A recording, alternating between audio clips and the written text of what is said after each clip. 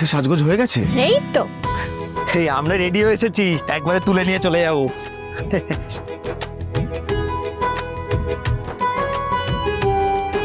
তোমরা সবাই আমার দিকে এরকম ভাবে তাকিয়ে আছো কেন? আরে বাবা তুমি আমার কথা শোনো, তুমি ধুতিটা পরো, কিছু হাঁটা চলা করো, দেখবে সব ঠিক হয়ে যাবে। দাদা প্লিজ রিকোয়েস্ট করছি, তুমি ধুতিটা পরো না। বলছি তো তুমি এটা ছাড়ো, আমি পাজামাতে ঠিক আছি। তুমি আমার একটা রিকোয়েস্ট রাখতে পারবে না? একটা না হাজারটা রিকোয়েস্ট রাখবো, ওই ধুতিটাকে বাদ দাও প্লিজ।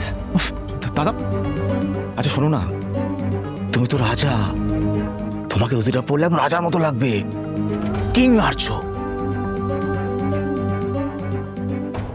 তুই আমার রাজা অপর্ণা, ওকে আমার মতো বুক দিয়ে আগলানোর কেউ রইলো না। তুমি দেখো ওকে। না না, মন খারাপ করলে চলবে না, পরিবারের সবাই রয়েছে, কিন্তু সব অতীত কি ভুলে এগিয়ে যাওয়া যায়? সব অতীত ভোলা যায় সত্যি? যায় না, সব অতীত মুছে ফেলা যায় না। কিঙ্কর, তোকে তোর শঙ্কর কোনোদিনও বলতে পারবে না।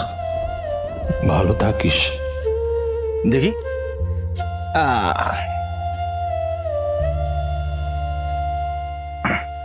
আচ্ছা ঠিক আছে, হ্যাপি হয়েছো, ধুতিটাকে বাদ দিয়েছো, থ্যাংক ইউ ভেরি মাচ। তোমার যতটুকু সাজার বাকি রয়েছে তুমি যাও, তৈরি হয়ে নাও। আচ্ছা ঠিক আছে যাচ্ছি, তুমি তাতে রেডি হও, চলে এসো, ঠিক আছে?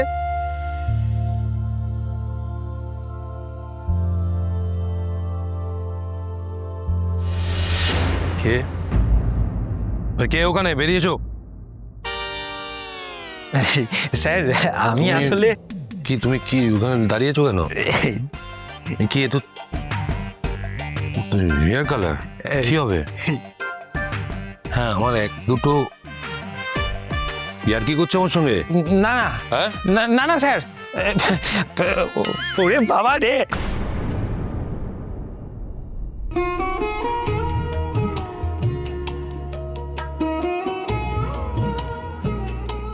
আমি যেমন আমি তেমনই থাকবো। তুমি এইভাবে আমাকে ভালোবেসেছো অপর্ণা, নতুন করে হেয়ার কালার লাগিয়ে মেকি সাজের কোনো প্রয়োজন নেই। তুমি অন্যরকম, আর আমি তোমার জন্য নিজেকে পরিবর্তন করব না, কোনোভাবেই নয়।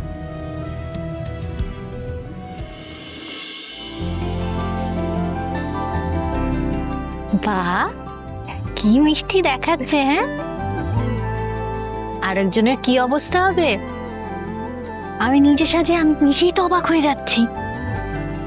এটা তোমার হাতের গুণ না গো, তুমি নিজে খুব মিষ্টি, খুব সুন্দর।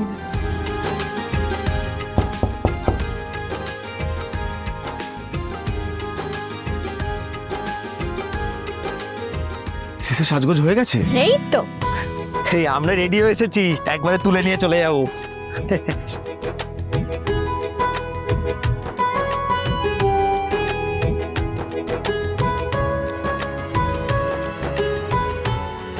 কি হলো? তোমরা সবাই আমার দিকে এরকম ভাবে তাকিয়ে আছো কেন?